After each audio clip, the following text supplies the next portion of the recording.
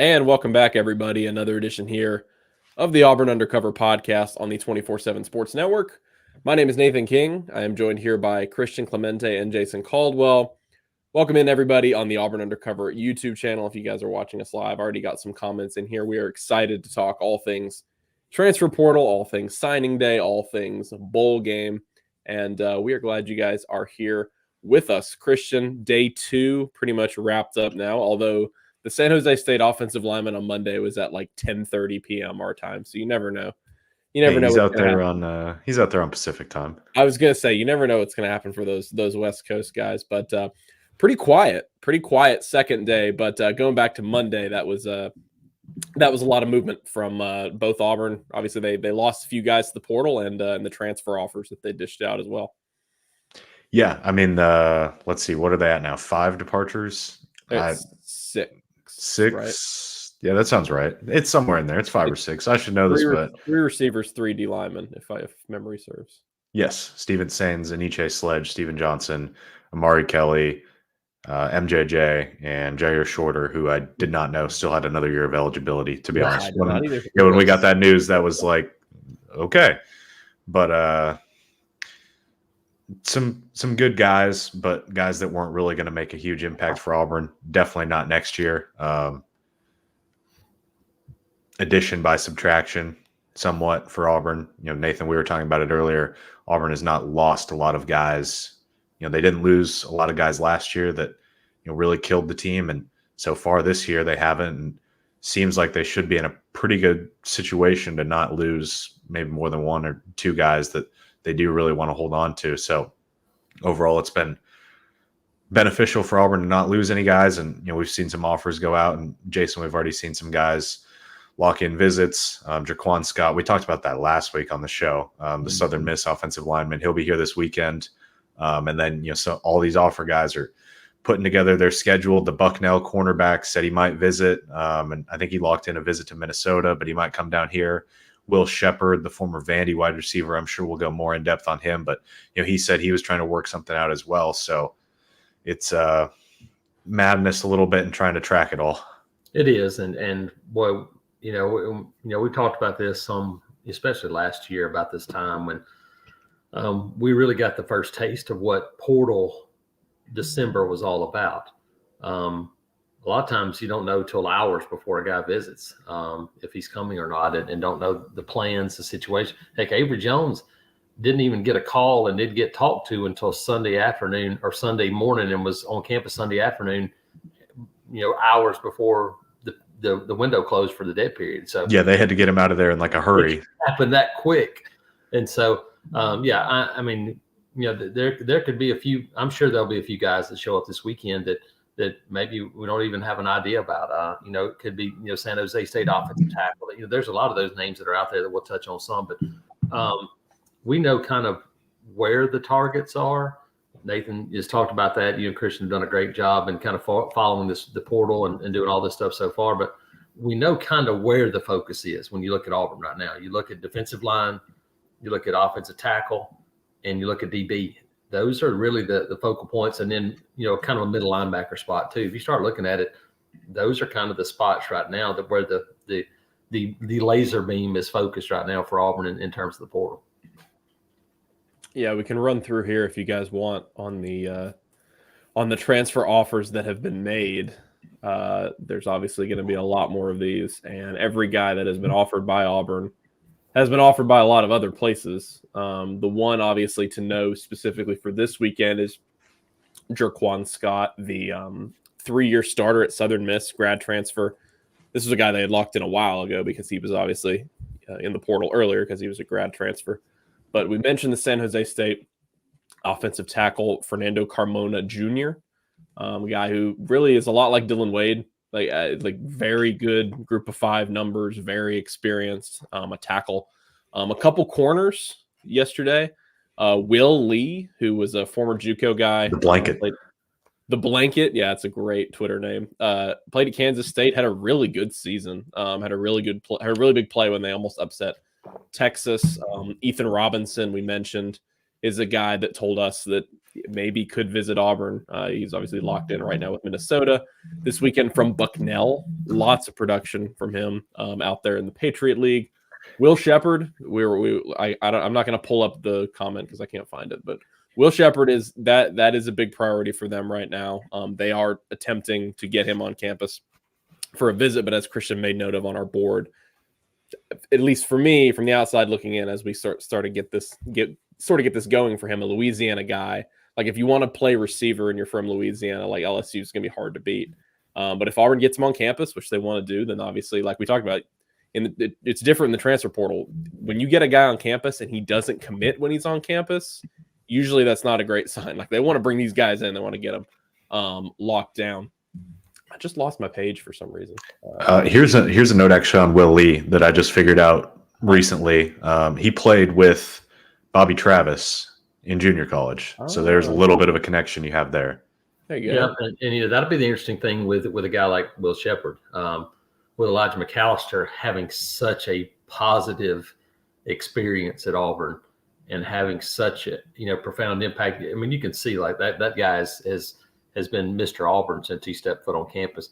That could have an impact with a guy like Will Shepard when you start with him or Nick Clifton. Yeah. Yes. I mean, both those guys. I mean, there's defensive lineman. You're right. Clifton as well. A guy that had 5.5 sacks this past year. And is a guy that could potentially be that big physical end to allow you to slide Keldrick Falk inside. I mean, they're those two guys that Elijah McAllister could have an impact on where he says, look, you're not going to regret it if you go to Auburn. Like it's going to be worth it. And so that could shake things up a little bit. Chris Paul, the linebacker from Arkansas, was a guy that Auburn is in on very early. It's been reported elsewhere that he's visiting next week, and that's not something that we have gotten locked down just yet, but I wouldn't discount their reporting. So it seems like Auburn is in a good spot to at least kick the tires pretty heavily on him. That's something you had mentioned, Christian. Linebacker may be a position where Auburn might go a little heavier than people think, just because Larry Nixon is on his way out. Wouldn't be surprised if one of those other rotational guys is also gone here in the near future. Robert Lewis is a receiver from Georgia State. Receiver's probably going to be the biggest position for them on offense that they're looking at. 877 yards and 7 touchdowns last year. Derek Harmon, the defensive lineman out of Michigan State, as we continue to go down this list. PFF loves this guy. Really good numbers. Pretty much, it's like they got last year in Lawrence Johnson and Messiah Nasili Kite, like Power 5 starter with decent numbers. Those guys sort of had, depth impact. Maybe you're hoping for a little bit more out of a guy like him. You mentioned Nate Clifton, who actually already has a relationship with Jeremy Garrett, because Jeremy Garrett was there as a support staffer at Vanderbilt. Clifton is a defensive end, like Jason mentioned, with a year left. We go down the list. Some offensive linemen. Alan Herron from Shorter University, guy who started there at right tackle, couple years of eligibility left. Easton Kitley from North Dakota, guy who has a bunch of starts at left tackle. And then we also mentioned Draquan Scott to round things out here. So, Jason, we talked about this this morning, you and I did, about we'll kind of go through the offensive positions here a little bit, but receiver and offensive line are definitely ones that they're looking to beef up a little bit. And at wide receiver in particular, like last year, the evaluations weren't bad. Like you look at the numbers from the guys they brought in, like they were really good group of 5 players. If you're Auburn, you're really hoping that you can get more production out of whoever you bring in, because they're going to have such talented freshmen in Cam Coleman and Perry Thompson, and we'll get to Ryan Williams, see all the Ryan Williams comments. Maybe Ryan Williams, but you got to bridge the gap because they're just going to be freshmen. You can't count on them to be, all SEC right away. I think the one thing we learned this season is that no matter what position it is, now Auburn didn't have any choice last year. They had to bring in a bunch of guys in the summer to continue to fill gaps, do those things. I think you look at it and based on what we've seen, it is almost imperative to have those guys in January and go through spring practice. I mean, we saw that with Peyton Thorne. It took a while to kind of get his footing, and that's a guy that started 3 seasons in the Big Ten. But I don't think even Rivaldo Fairweather, who went through spring, it took a while for him to kind of get his feet again, and you could still see him kind of spinning his wheels at times, as talented as he was. But I don't think we ever saw Shane Hook and Jair Shorter kind of find what this was like to play in the Southeastern Conference. and that's why I think it's imperative to have those guys in the spring and to get going. They'll have a much better opportunity now to do that because they've got an earlier start on it, and they're not kind of, they've got this class in place pretty much. Now they're focusing on getting some guys, and obviously Ryan Williams and some of these other guys we'll talk about. But you're now able to, okay, last year they're going portal, Keldrick Falk, portal, Connor Liu, portal, K.N. Lee. I mean, like it was all over the place. This year, you feel like they got a little bit better grasp on things because of the timeline. Yeah, Jason, I was talking to Ferg actually about that earlier. It's like they've got all their ducks in a row to the point where focusing on home runs in the 2024 class and a couple, kind of stop gaps like a Favor Redwin along the offensive line and stuff like that. And then a lot of it right now is just portal and honestly 2025. Like they've got some guys lined up there that they could get here in the near future as well. Yeah, no, it feels much different. I mean, it's still hectic because you look at the portal and you go 1,000 guys go in on day one, and it's just insanity. But you look at it and go, it's not, we need 25 guys out of the portal. This is, we need a few guys at certain spots to fill, and you go, could it be 7 to 10? Yeah, it could potentially be 7 to 10 guys if you fill the right spots, but it feels much more calculated than last year, which was come one, come all. It felt like opening the tent up at a circus going, hey, we need everybody we can get. Just come on inside. And that is not what it feels like right now. Yeah, specifically on the offensive line, Jason, I think you're sort of seeing it pay off what they did last year. When they got Dylan Senda, that was 10 newcomers on the O-line. So now you're in a position where you're not, who's out of eligibility. You like guys like Muskrat and Tyler Johnson. Yep. And Senda. You like those guys moving forward. You have 3 starters coming back if you count Connor Liu. You're not panicking in a position where you have to fill depth, have to fill depth. It's like get a couple grad transfer guys on the O-line, get a couple guys who could contend for starting jobs, and then see where it goes from there. You don't need a guy like a Dylan Wade. You don't need a guy like a Gunnar Britton this time around. It was the one spot where we were kind of wondering, how's this thing going to work last year at this time? And you look up 12 months later, and the offensive line is in a better position than it's been in since 2017. I mean, it's just really remarkable to think about the job that's been done on that offensive line. And yeah, now can you go find an elite tackle to come in to move Dylan Wade inside the guard to that natural position? I think that's kind of job number one. Still looking for depth. You got you got Jeremiah Wright back, who has starting experience, and a guy that you can plug in to potentially, that kind of gives you 3.5 starters back when you start thinking about him and coming back. Muskrat's a guy that can play multiple spots. The bowl practice of spring will be big for him because he basically just kind of got thrown into it and had no chance to survive, after that, making that late move from Northwestern, but guy that they feel like is talented. And so you look at it and you go, hey, you always want to shoot for 8 or 9 guys. You feel like you've got a lot of a head start to that right now, which is pretty remarkable to see. So, I think they find that if they found an elite offensive tackle that they felt like, boom, this guy's going to come in January and be our guy in the spring, then all of a sudden this is an offensive line that has a really, really different look based on what we saw, especially at the end of this regular season. Yeah, I mean, if you got a guy who you could put at left tackle, they love Tutal Miller over there at right tackle. If you got an elite left tackle, Dylan Wade fills the spot of Gunnar Britton. And, Gunnar Britton was voted all SEC. He was really fantastic for this Auburn team for what you got in a one-year guy. But we think Dylan Wade could be even better there at the guard position. Another experienced year of Connor Liu there at center. Jeremiah Wright, maybe there at right guard. You would have a potential to be a really, really solid offensive line, at least on paper. We can start getting some questions here if you guys want. Position the highest priority in the transfer portal: receiver, defensive line, maybe line receiver. I think defensive line is probably number one. But I think there's really 3 spots. I think it's defensive line. Well, there's really 4, but I think if you go, hey, number 1 priority, Jalen McLeod coming back I think that's going to happen. I think that's pretty sure. You feel a little better about the edge. I think if you could find a sure enough interior manhandling defensive tackle, those are hard to find. That would probably be number one on the wish list, depending on what Marcus Harris does. Marcus Harris comes back, then all of a sudden you feel a whole lot better about that defensive front. But you'd still like to have another one of those guys for sure. I'd probably lean there. I was going to say, Jason, like you and I were talking today, that they've got a blueprint on both sides of the ball. They know how many guys they want right now.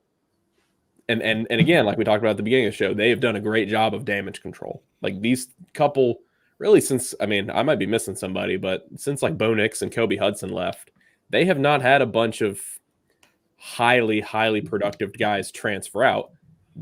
I'm not predicting anything. I'm just saying like the odds of that continuing, maybe not even this year, but next year, like guys leave sometimes, and sometimes really good players leave. And so I'm just saying, the caveat to all this transfer stuff, we're 5% of the way through the winter window now, only going into day 3. All of this could change with one Instagram post tomorrow about a guy going to the draft who we didn't think was going to the draft. That's where it is for me. For this group, it's more NFL than it is transfer. Yeah, like Rivaldo and Marcus Harris. Yeah, I think Rivaldo, Marcus Harris, Keontae Scott, Jalen Simpson. I think he's probably gone. He's an older guy, but you start thinking about Rivaldo, Keontae Scott, Dylan Wade, Marcus Harris, Dylan Wade. Any of those guys say, you know what, I'm going to take a shot.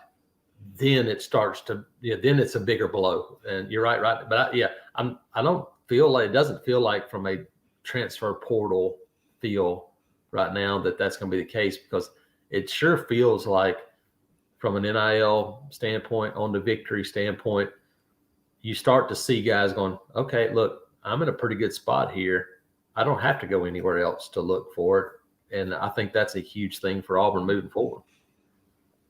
Christian, do you want to hit this one so we can? This is a big catch-all. I'm sorry for y'all for waiting this long for recruiting questions we wanted to get through. We'll start diving into questions now. Christian, Ryan Williams and KJ Bolden, the stars of the hour. Take it away.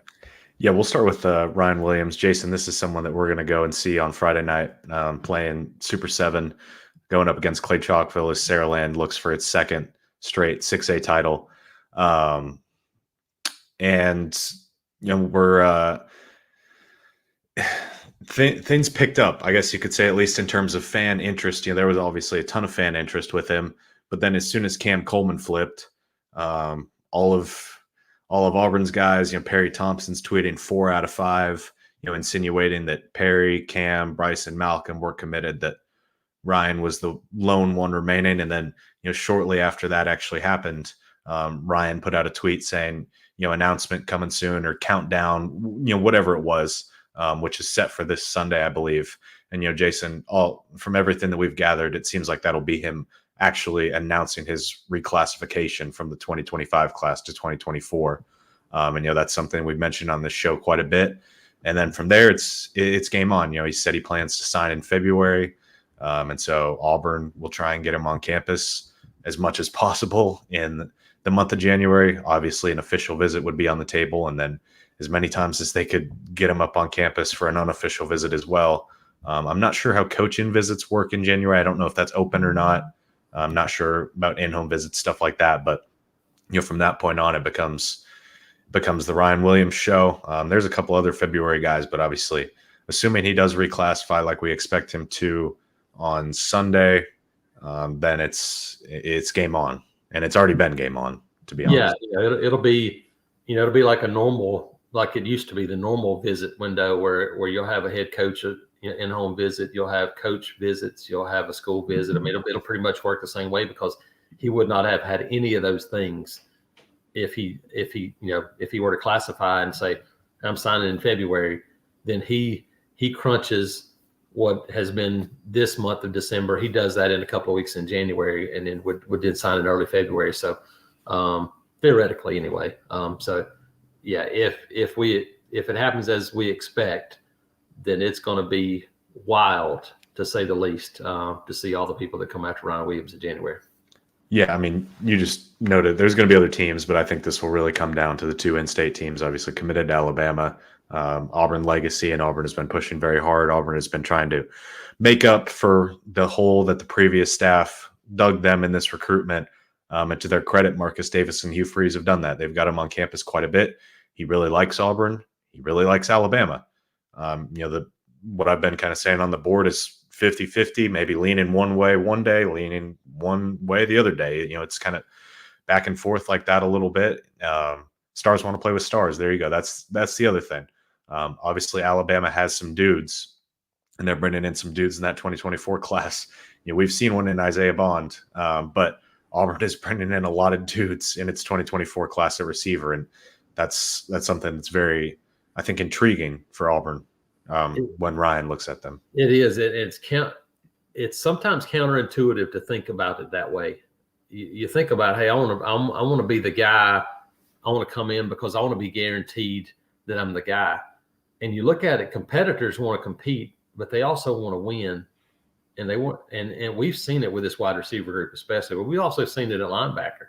We've seen it with Marcus Riddick, DJ, Joe Phillips, Emmanuel Waller coming in. We've seen it where these guys go, look, I know there's going to be competition, but I want to go play with those guys. It is happening with this wide receiver group. And Christian, well, I think we've both felt the same way. If you'd ask us in February what was the best opportunity for Auburn and Ryan Williams, it would have been, hey, waiting until 2025. I think we both changed our mind now because of the relationship with Cam Coleman and Perry and Bryce Kane, all those guys that Ryan Williams has. I think that's become a really important thing for Auburn. Yeah, well, and the thing is, Jason, from that Mobile area, he's very close with Perry. And one of the things that I mentioned to you, I'm just throwing this out there. I don't know if this will happen. Perry's team is not in Super 7. It would not shock me if Perry drove up for those Super 7 games, specifically the Saraland game on Friday night. We've already seen Perry drive all the way over to Texas A&M just to go and watch. He drove to College Station. He sure did. Yeah, just to watch Auburn play. And I would not be surprised if not only to recruit Ryan, but just as a friend, go and show support as well, which it means something. So that's kind of the latest on Ryan. And you can make sure to stay locked in at auburnundercover.com. We'll have updates on Ryan Williams a little bit more on Friday as Super 7 goes on. The other one was KJ Bolden. Wish Dukes was here. He's out in California taking care of some business. But KJ Bolden popped back up on campus on Monday, which was interesting. We thought that it was a possibility Auburn could get him back on campus one more time before signing day. Jason, this is someone that Dukes mentioned in his Duke Scoops last Tuesday, I think it was, and said, he didn't make it to the Iron Bowl because he was so upset that his team lost on Friday night. And so this was kind of making up for that visit in a sense, but spending time with the coaches, and all indications are that it went really, really well. I mentioned on the board yesterday that I think he'll be back again before signing day as well. So that'll be something to really track. Steve Wiltfond had a story talking with KJ's parents after the visit. So I would highly encourage you to go over to auburnundercover.com and check that out. And it was also noted that Hugh Freeze has an in-home visit with KJ and his family on Wednesday, I believe it is. And that was something that the very first time we talked to Hugh Freeze when he got to Auburn, one of the first things he mentioned is he feels like he's really good this time of year. He feels like he's really good in the living room. He feels like he can win those in-home visits. And so he'll be going in home on Wednesday. And Jason, this would be a guy that, Cam Coleman bumped Auburn's class from like 17 to 11. If you were to flip KJ Bolden, which I still think Florida State's in a good spot, but you would go from like 11 to like 6. Yeah, like 6 or 5. I mean, it would be that much of an impact. My lasting memory, and who knows how this thing winds up happening. My lasting memory is Big Cat Weekend, and we're kind of just hanging around, and Perry Thompson is going live from a pool somewhere on Auburn's campus, and KJ Bolden was meeting with coaches or doing something, and I think he was meeting with Freeze, yeah, and he comes running past us, going, "My boy's getting ready to flip," and that's my lasting memory of KJ Bolden. Does it mean anything here? Maybe not. But we know that Auburn is in the picture, and that's what they've done. They've given themselves an opportunity, and we talked about it with the wide receivers. These kids have kind of formed a bond, and they've talked going back and forth. Walker White tweets at every guy that looks at Auburn. Walker White's in his mentions, and saying let's go. So those things have an impact. It would be massive to say the least if you were to get one of those guys on defense. Yeah, Jason, the best way I could put it is as of Tuesday, December 5th, if signing day were today, I still think he would sign with Florida State. But signing day is not today, and Auburn still has a chance to go in home, obviously. Auburn still has a chance to get him on campus. Florida State has a chance to retaliate as well. Florida State is supposed to get him in for an official visit that last weekend before signing day. So they'll have a chance to really seal the deal before that Wednesday, December 20th. So it'll be an interesting battle. If you asked me 6 weeks ago if we would be tracking KJ Bolden this closely right now, probably would have said no. We would have still been tracking him. I don't know if we would have been tracking him this closely. And I think that's, Nathan, this is something I just thought about a little bit. We've seen Auburn offer some cornerbacks. They're going to lose some safeties to the draft as well, but they haven't really offered any safeties in the portal. And I think Auburn really, really likes the potential of KJ Bolden filling in that Jalen Simpson spot. And they've got some guys that can take over for Zion Puckett, Laquan Robinson, the JUCO safety, Terrence Love as well. So they've got some options there. But KJ Bolden has a chance to really come in and compete for playing time and starting time probably right away as a safety, that free safety spot. Yeah, I mean, what was the first position that Freeze mentioned when he talked about bowl practices was those defensive backs. Yep. So kind of looking forward and anticipating that, hey, a lot of these guys are going to be gone because we already know the two corners are going to be gone. If I had to guess right now, I would say both the safeties are gone because I think Jalen Simpson's like a mid-round guy. Yeah. If not a little high. I mean, he had a spectacular season. He was first team All SEC by the AP, and so that leaves the Keontae Scott question. We know that he's somebody. Jason mentioned NIL.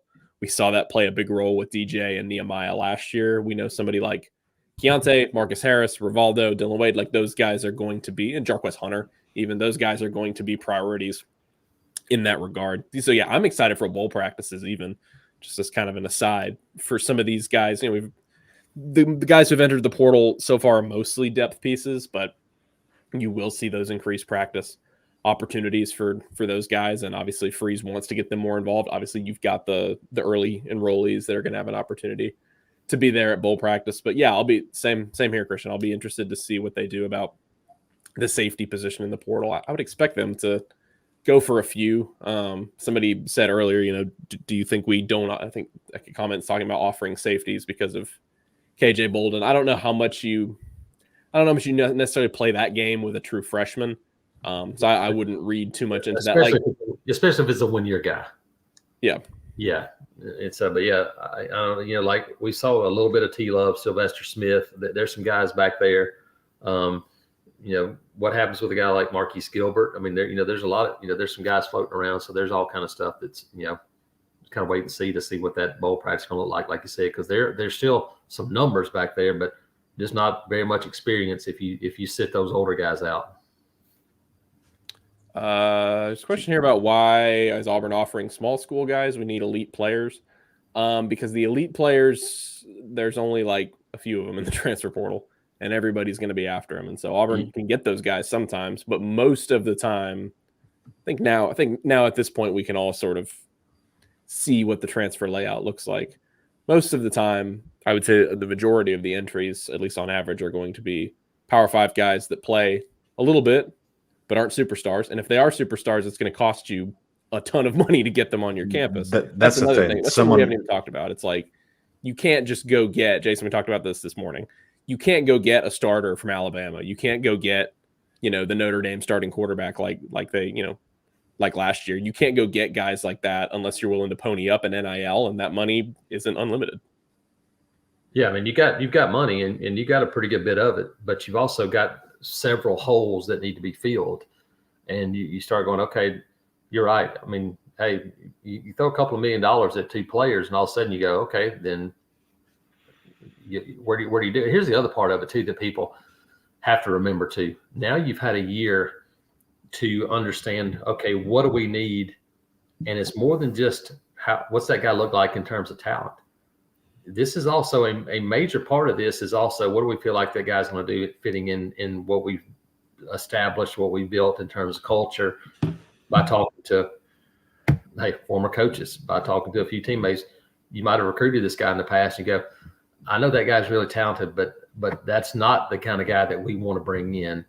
All those things factor in. And most of the guys that are these small school guys are doing this for a reason, because pro scouts and others are going, hey, this guy's the guy we're watching.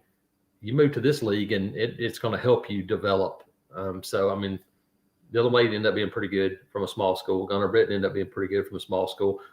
There's been some pretty good guys that come from smaller schools and ended up playing really well. Just didn't work out. Really wide receiver spot was the one that just kind of fell flat a little bit for him this year.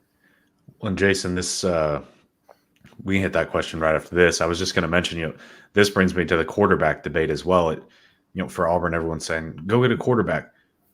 Would you rather keep Peyton Thorne and put some actual pieces around him? Would you rather have that NIL money towards Ryan Williams, Will Shepard, Robert Lewis, some of these other guys, a tackle to move Dylan Wade inside, build the defensive line a little bit?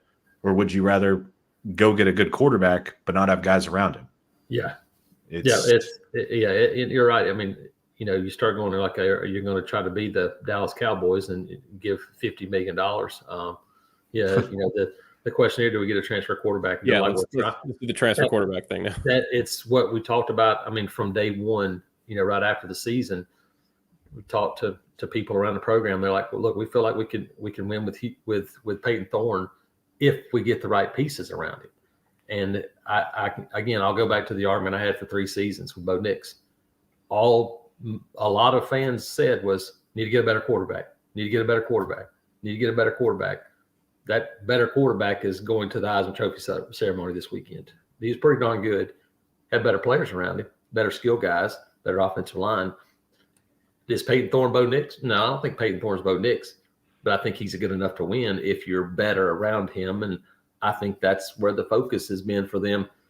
Now, I think we've all three said too, does that guarantee they won't get a transfer quarterback? No. But I don't think it's the priority for them at the moment. But if the right guy pops up, who knows? But it sure feels like it's more, hey, let's get better everywhere else right now and see what happens. Yeah, I mean, this is a great comment from James. Yeah. We saw what Peyton looked like with Jaden Reed and Cam Coleman. You give him Cam Coleman, Perry Thompson, Bryce Kane, Malcolm Simmons. Let's say you go get Will Shepard and you go get another transfer wide receiver, maybe Robert Lewis. Second year of an offense. Year of an offense. Build that O-line up again. And guess what? That running game that you leaned on that was really, really good will only be better with other pieces around it as well.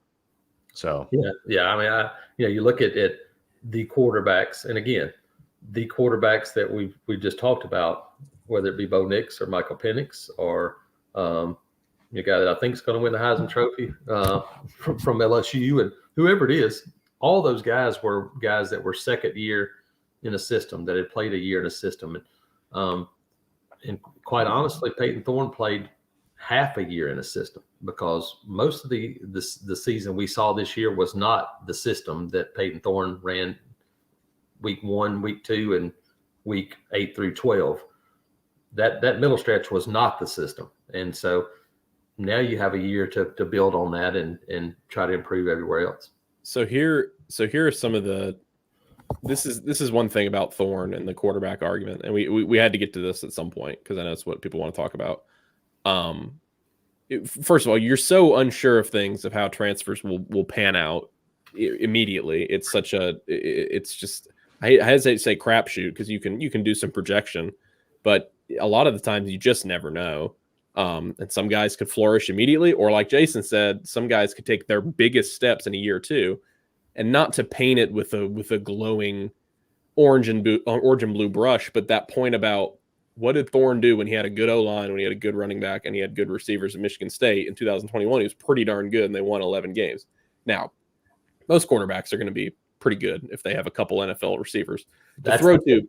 That's the point, right? That's the point. It's very difficult, and I think that goes a lot to what Jason was saying about, we saw kind of what this offense could be capable of this season. Now, do there need to be improvements across the board? Absolutely. Hugh Freeze will lay blame at every single possible area, including himself, including the play calling, including how the offense was structured, the receivers, Peyton Thorne himself, the offensive line. It's all over the place, but you can't put it on just quarterback. But one thing that I keep coming back to is I don't think there are many, and like Jason said, they don't want to get in a bidding war right now for a quarterback. Just to put it plainly, they already paid a lot for Peyton Thorne last year. You look at the quarterbacks that are in the portal right now, the top guys. Which one of these guys stands out? And you stop me when I say one, guys. Which one of these guys stands out and you are like, wow, he would be way better than Peyton Thorne, talking about what they've proven. Aiden Childs from Oregon State, Dante Moore from UCLA, Cam Ward from Washington State, Will Howard from Kansas State, Riley Leonard, Brock Vandegrift, Dylan Gabriel is hard to argue against, but he's going to Oregon. Here's the thing. Cam Ward might be one of my favorite names in the portal, but you're probably going up against Ohio State or Florida State or maybe Oregon. Dylan Gabriel might be Oregon as well. You're going up against some really big teams in terms of NIL and what they can offer. And if you're Auburn, you don't necessarily have that same luxury of having a full roster around them. It just goes back to the same thing I just said. Would you rather have the elite quarterback with okay receivers, or would you rather have a solid quarterback with really elite receivers? Personally, I would rather have the second. Well, I go back to, and it's a different game in the NFL, but you look at the NFL and there's a reason why teams draft really high because their roster's not very good. There's a reason why number one quarterbacks that are drafted first overall are usually guys that aren't very good for quite a while in the NFL because they don't have the guys around them. And it's over and over and over again. And Brock Purdy's, he may win the NFL MVP, and he was the last pick in the NFL draft. Does anybody think that's the most talented quarterback in the league? Nope. They got better players around him. And you know what he goes, okay, I got better players. I can distribute the ball. I can do these things. It works the same way in college football. No matter where it is, you look and you go, hey, who's got some really good pieces around the quarterback to allow those guys? Very rarely do you have a Cam Newton where you don't have many of those guys around them and they still will it to go win. You look at Joe Burrow and you go, and Joe Burrow he was okay that first year. Second year, he was really good because fit him in the right system. You got 3 NFL receivers around him. All of a sudden, things go, hey, that looks pretty good. Yeah, they're really talented offense. That usually makes that happen. That's the goal right now is try to get better everywhere. Yeah, if you're throwing to Jamar Chase and Justin Jefferson in college, you're probably going to be pretty successful. Yeah, that comment popped up as soon as you said that, Jason. Joe Burrow had some dudes, but it was in that second year that he did. He wasn't nearly as good in that first season. There was a comment I wanted to get to here. I actually like this comment. Oh, okay. Doolittle. Corey asked if someone like Vandegrift would make sense from an NIL perspective. That was a name that was really popular when he went in. Jason, you and I were talking about this today. You already, it's tough. It's not a terrible idea. If it's 12 months ago. Correct. You might already have 2 young, talented quarterbacks. Yeah, you're all in if it's a year ago at this point. Yeah. The question you have now is part of this too is what do you want to be? If you go in and go, hey, we're going to go get another transfer quarterback to compete, and you lose your young quarterbacks, then you become, and hey, it's worked some, but USC or whoever, where you go, well, every year we're just going to go get a transfer quarterback. I understand that in theory, but it's hard to make that work and go win elite championship. We'll go to USC, perfect example. Caleb Williams, fantastic. Really good players. They didn't have anybody on defense. They still recruit guys on defense, and they're not really talented on that side of the ball. You got to have people everywhere, and you got to have guys surrounding your quarterback. They did. They still lost how many games? 4 or 5 games? I think they went 7-5. Yeah, you got to have those pieces in place. And, Brock Vandegrift's a guy that's really talented, but here's the thing. Do we know much more about him than we do Holden Gardner? He's a couple of years older, but He hadn't taken many more snaps, and no significant snaps. Really talented, really physical, but it's still an unknown. Christian, what were you going to go to? Sorry. No, you can keep going. I was looking at something real quick. You're good. Yeah, I mean, I don't think Freeze wants to be that in the quarterback room, Jason. I don't think he wants to. You had to with Peyton Thorne, Yeah, but Brock you is already had a transfer room. You already had Robbie Ashford and TJ Finley. And that's another thing too, is again, just like every other position on the roster, you never know. People have speculated a lot about Robbie Ashford's future, but he is a guy that probably needs to graduate first. We'll see. Or he won't leave. I mean, there's no assuming anything.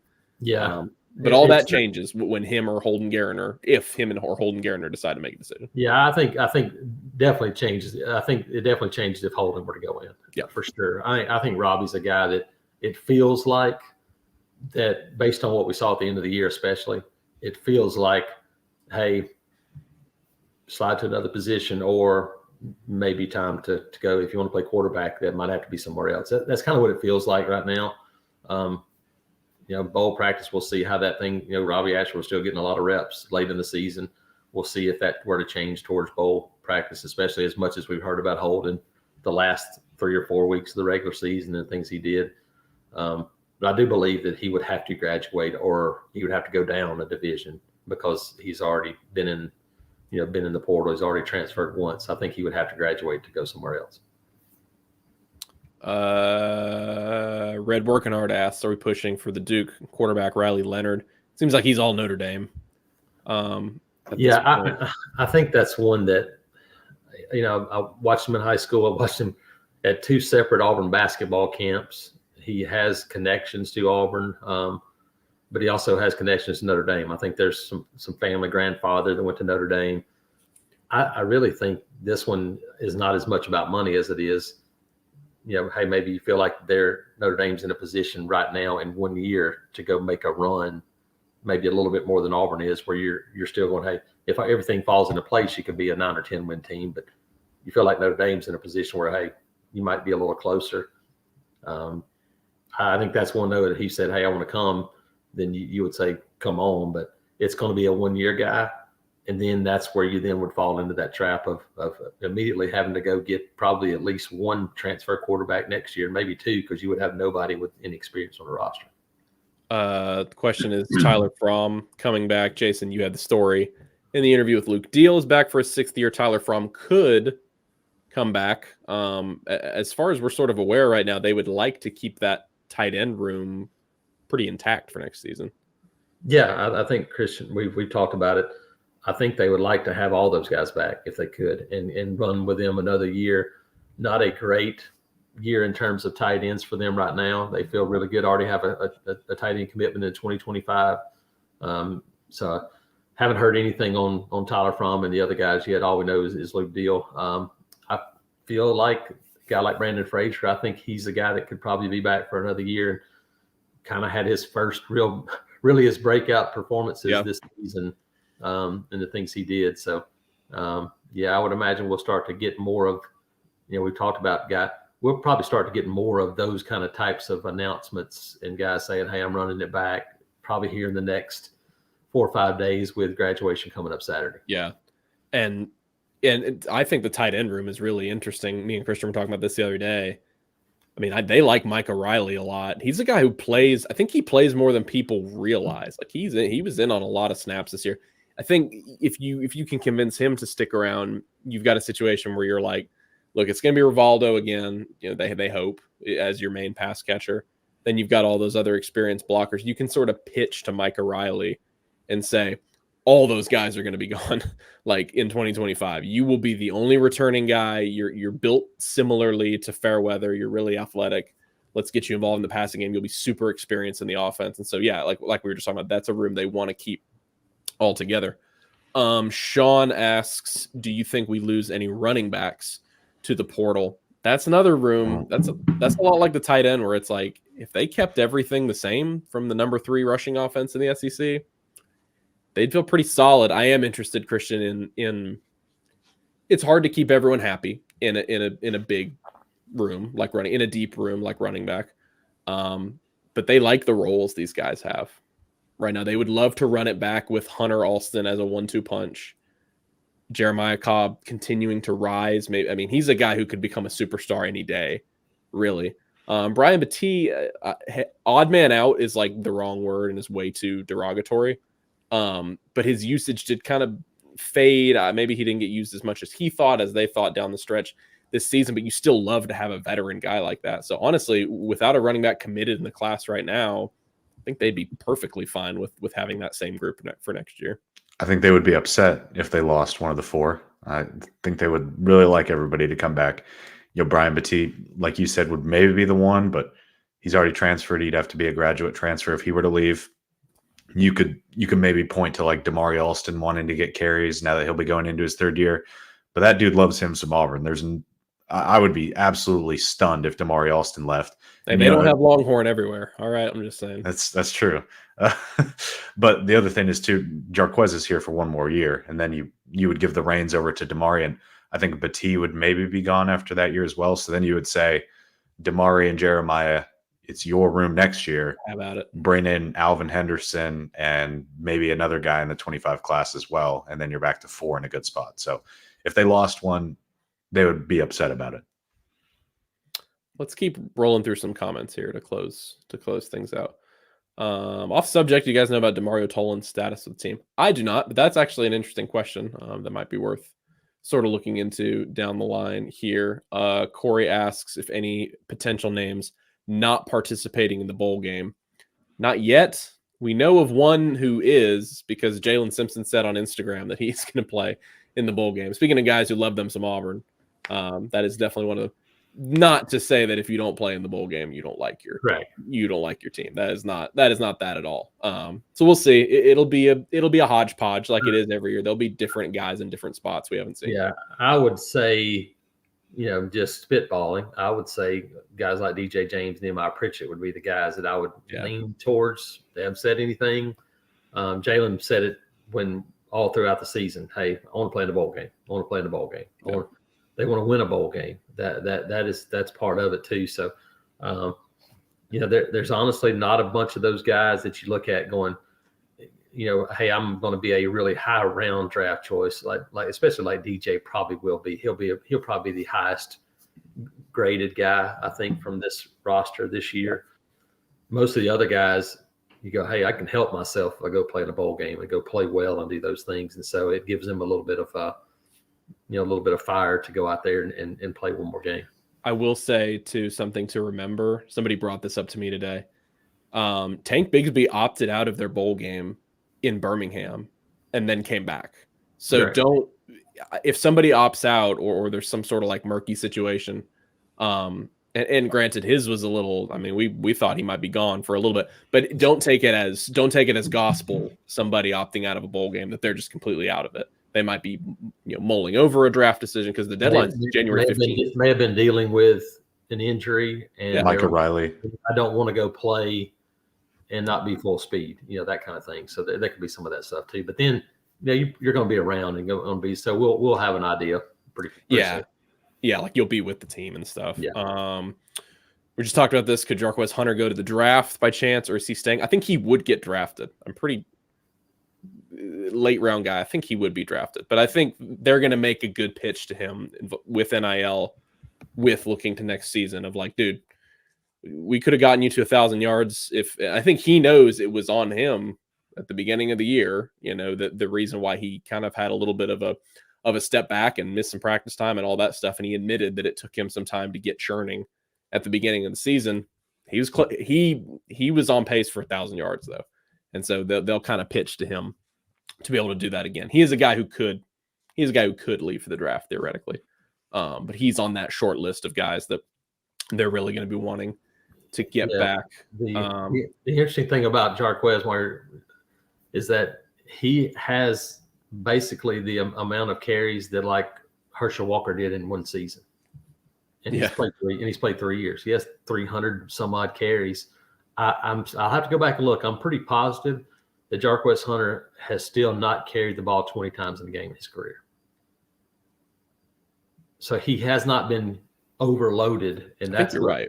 That's what NFL teams are worried about. I think Jarquez, you look at what he does on special teams, but then the way he finished the season, if you come back and have that kind of production, and you don't have to rush for 2,000 yards, But I think NFL teams go, that guy's still a value because he hasn't been used like a lot of other running backs have. Christian, that question you just had. Yes, I will pull it back up. There we go. Yeah, Shepard. Deion Burks is a guy. Sorry, Christian. No, go ahead. Deion Burks is a guy that we haven't mentioned from Purdue. That is up there with any good quarterback. Of like, this dude's gonna get looks from everywhere. Like I saw LSU and Texas are trying. I mean that's gonna be.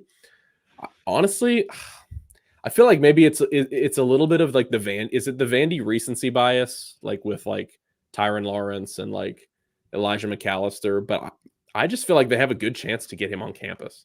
I think it was a really big push from them from day one. It seems like Auburn players have a good bit of familiarity with him. Like we talked about before, though, it's going to be tough. It's going to be tough to keep away. I mean, we saw it in person in Nashville, Jason. DJ James had played a great game against him, but there were still a couple catches where you just throw your hands up and you're like, yeah, dude, like only NFL receivers can make that kind of play. I would think they're going to give him a really good. We'll see here in the next few weeks. They're going to give him a run for his money though, and make him. I think the fact that you played against him, the fact that he played in this league, he understands the Southeastern Conference, is such a huge leg up after what you just went through. I think that's a massive part of this equation. Is that they had a game plan against the kid, and he's played in this league, and he played Georgia, and he played Missouri, he played all these teams, and he produced. That's the kind of guy that you say, hey, I want this guy to come in, and you said it. I've been kind of saying it. We've been bridge the gap. That's the kind of the term you're looking at for a guy like this, going, hey, we want you to be our guy and show Cam Coleman and Perry Thompson, these guys, what that outside physical receiver has to be able to do in this league. And they haven't had that guy. He could be one of those guys for them. And I think he's probably, if I had to guess, I'd say he's probably the number one target for them based on those situations and where he's been. Yeah, I'd agree with that. I think he's the number one target. I think if I had to just say most likely as of right now, you would probably say the Georgia State wide receiver and Robert Lewis. This is someone had a note up on the board earlier today, Marcus Davis, and I think it was Cadillac was with him, went to go and see him actually today and visit him. So he's a guy that maybe could pop up on campus as soon as this weekend or something. Really productive year, like 70 catches for 800 something yards and 7 touchdowns, something like that. Yep. So if you're talking most realistic, just zooming out completely, you would probably say Robert Lewis, but I think Will Shepard will be. Look, I think they want to bring in probably 2 transfer wide receivers. So maybe it could be these 2. I think Will Shepard will be the number one target, though. Jason, I would agree with that. Corey, thank you for keeping me in line. I was thinking of, where did they play in 22? The Citrus Bowl. That is the bowl that Tank opted out of. He did play against Houston. But yeah, the point still remains. But yeah, he opted out the previous year. Donovan had a question about the D line this year. Do you think it is a key position for us to hit in the portal? Yeah, about 25 minutes ago, we were asked about top position to go after in the transfer portal, and defensive line. Yeah, defensive line is definitely up there. There's a bunch of, we haven't even gotten to the A&M guys. Sorry, there's a couple questions about the Texas A&M guys like Walter Nolan. It's LT Overton, I believe, is the other name. Levius Overton, the kid from Georgia. Walter Nolan is going to be. I mean, he's going to be paid a ton of money. Tennessee kid. They were in it, for him too. They were going to unload the bank, I believe. Will Auburn kick the tires? Yes. Will you kick the tires to figure out, is it worth it from an NIL standpoint? Does it fit what we're looking for from a character, style, all those things? Again, we talked a little bit about it. It all goes into it, but there's no question that defensive line is a focus for them to try to find at least a couple of guys to kind of get you a little bit more push up front from that defensive front. Yeah, they need a couple. I like Harmon a lot from Michigan State. Somebody like that, I think, would be good for them. That actually brings me. I'll bring this up real quick. Amaris Williams, the Florida defensive line commit. We saw Jeremiah Beeman tweet out earlier today, 1,000% locked. Jason, we've been reported that a final decision was expected on December 10th. We went to go and see him play on Friday. Didn't get a great feeling about where Auburn kind of sat with that. And Auburn sent some coaches to go and see him maybe Monday, Sunday. I can't remember what it was, but they saw him on Friday as well. And didn't get a great feeling. Alabama goes in home today, and it seems like that one's kind of shut down for the most part there. It was always going to be really tough to pull an in-state kid from Birmingham committed to Alabama with kind of some Alabama ties there as well.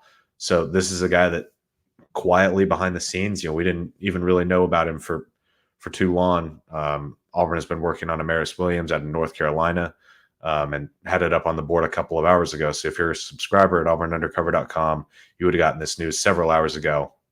But he is going to officially visit this weekend. And this is a guy he's ranked higher than Jeremiah Beeman is. He's ranked in like the 40s or something like that. Pretty much the exact same position, that 5-tech defensive end. It was Beeman and LJ McCray. Now it's kind of Beeman on the outside and the two Florida commits now in Amaris Williams and LJ McCray. And right now, the way things are trending, we'll see what happens this weekend, assuming Amaris Williams shows up, see if he wants to talk. If not, see how things kind of go from Auburn's end. But this is a big one to track moving forward now for sure. Yeah, no, it's there's going to be, like I said, there's going to be a lot of moving parts in the next we got 15 days till the 20th. So there's going to be a whole lot of moving parts till 2 weeks from tomorrow to see what happens in this signing class, and then the transfer guys can basically get to show up on campus in January. So a whole lot to pay attention to. Yeah, we mentioned. I just want to bring this up real quick from Corey. Colin Lacey. Yeah, I mean, anytime. So that's South Alabama receiver, 1,300 yards this season and 7 touchdowns. Definitely a guy if you're Auburn. I mean, if you can get some interest from him, it's just intriguing a little bit because he's more of a slot guy. But I think if you can get somebody like that, you'll certainly take it. Deion Burks was the name that was brought up a while ago too in a question from Purdue. We talked about him a little bit, having a bunch of interest from other programs. There's a bunch of really good receivers, and you have to think if Auburn can get one of those high-level guys, again, to bridge the gap between some really talented freshmen. Going back to our earlier point on Damari Alston, he just tweeted 6 minutes ago, "We need KJ." So that's a guy. That's a guy who likes he likes his role at Auburn. He likes being at Auburn. Let's see here. I think maybe we are getting close to wrapping up. What do you guys think? Trying to go through here. Christian, is there anything else you want to hit on? I think we've hit through most of the parts, most of the names. Yeah, I was gonna say, like, I know we should do every question, but Jason, let's touch on Super 7 just a little bit because we haven't really talked about that. I mean, we haven't talked about Cam Coleman at all. Absolutely. I mean, that happened on Friday. Now with the portal and everything, it's almost old news because of everything that's happened, but it's so huge. Nathan, you pointed out he's the 3rd highest rated commit in Auburn history right now. Yeah, he deserves and honestly to wrap it up by talking about him in the Super 7 is probably right. We'll get to see what I think is going to be a really fun game to kick things off Wednesday night. Cam Coleman, really cold game.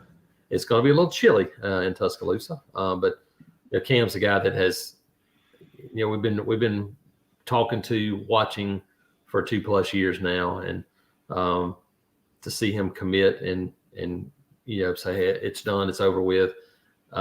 Just a massive get for Auburn. There's just no other way to put it. And I mean, how big Perry Thompson is. Cam is built different. He's long, lean. I kind of had AJ Green comparison too, and I think that's kind of who he reminds me of. But you get a chance to go up against a really good secondary. Caleb Harris, Auburn commitment from Thompson, is a big physical safety. But Anquan Fagan's a 5-star 2025 DB that has 5 or 6 picks for Thompson. They got some young guys up front to rush the passer. But, Central, Christian, we've seen them, a couple times here. And you look at, Auburn's offered Dylan Gentry. Cam's one of his best friends on the other side is a wide receiver that can play. But then Dalen Upshaw, 2025 wide receiver, is legit. And then they got a quarterback that all he does is just get on the football and has monster numbers. So it's going to be a fun way to start it off. Yeah, Jason, I want I think one of my favorite Cam Coleman stories is I think this is right before I joined on here at Auburn Undercover, but when you first went out there and saw Cam for the first time at a central practice, and Patrick Nix specifically made note of that to you. Yeah. Carmelo English was a kid that ended up committing to Auburn, wound up at Michigan. But he was the guy that everybody was coming to see. And I walk out day one, and I've known Patrick Nix a long time. And he says, that guy's an NFL receiver. I'm like, but that tall? He's like, yep. And he said he's still learning. And what I didn't realize then, I didn't really realize until a couple of weeks ago when we talked to Patrick after the Auburn Central game, and he's like, this kid's still supposed to be a junior. He's only 16 years old. That's so he's still just kind of maturing physically, and he's already done the things he's done. We saw his coming out party last year. Yep. They're playing IMG Academy, and he catches a pass and proceeds to Sammy Coates about 5 guys in a row and throw them down to the ground. And you're like, okay, that was it. And since that time, he's been almost unstoppable. And so, yeah, you just can't even – there's no way to quantify how important it is for Auburn to get a commitment from Cam Coleman to get back in a central program that we had this discussion when we were watching them a couple of weeks ago, Auburn and Central, and you go, okay, how far do you have to go back? Auburn got John Broussard out of there probably now 10 years ago. He was a DB that was highly rated coming in, but never really panned out. You had Jonathan Wallace, quarterback, that ended up moving to wide receiver.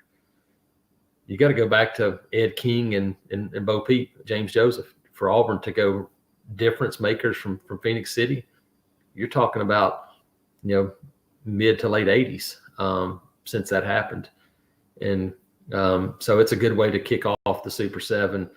And it kind of gets bookended with the back end and the 6A game. We were at Parker and Clay Chapel last weekend. Get to see Auburn commitment DJ Barber once again. And it's going to be a challenge for that Clay Chapel team. But they're loaded. They got some players too. Sarah Land with Ryan Williams and KJ Lacey, Antonio Coleman, 2025 receivers, running backs. It's going to be such a fun football game. I can't wait. And so we're looking forward to seeing everything that happens in Tuscaloosa this week, including the presidential debate on Wednesday night. Yes, including the presidential debate, which goes at the same exact time as the 7A football game, just across campus. No way. In the music building. Yep. So Nathan, the music building over by the Paul Bryant Museum. Moody will be hosting one of the presidential debates tomorrow night. So they've got roads blocked. So I told Christian, anybody that's watching that's planning on being in Tuscaloosa tomorrow night, you might ought to get there a few hours early just to make sure you can get a parking place and get in. Jason, are you going to moderate? Bill O'Reilly is moderating, and that's probably a good thing because probably would not be I don't know. I better be quiet. So I'll just Moody music building. No political one way or the other statements. I just probably wouldn't be good at dealing with the things that go on during those. So. Dealing with politicians. Hey, if it adds to the wackiness at all, that building got struck by lightning 2 years ago or a few years ago. Huh. I don't know if it's the new one or not, but that music building definitely caught on fire at some point, and then I think they tore it down. Yeah. So that's another thing to throw into the Super 7. A couple of first days up in Tuscaloosa this week. So. Well, you guys can have a nice relaxing wind down at the debate after watching Cam Coleman tomorrow. Yeah, that'd be nice. All right, guys. I think since we are over an hour now, I think we'll probably call it there. We've held like 400 viewers this whole time, pretty much. That's pretty crazy. We appreciate everybody for joining in. We'll do the plug here at the end because that's what we should do. If you're watching on YouTube and you guys are not a subscriber at our website, we just had a 75% off deal, and then they followed it right up here with a nice little flash sale for the transfer portal week at 60% off. So I believe I calculated it out. I think it's 82 cents a week. It's 51 cents a week, Priest. I think it's like 82 cents a week. So less than $1 a week. We would love to have you guys over there. We're having a ton of fun. I know you guys are. I'll speak for myself though. It's been a really fun time over at our website, and we're continuing to try to make great VIP content for you guys. And everything we've talked about in here, we've talked about in stories and have been previewing for a long time. So auburnundercover.com. That deal runs until Wednesday night. So you have pretty much a whole nother day to go jump on that and join the family over there on the message board. So yeah, we appreciate everybody for being on here today. For Christian Clemente and Jason Caldwell, I'm Nathan King. We'll catch you guys later. Everybody have a great rest of your week. Talk to y'all soon.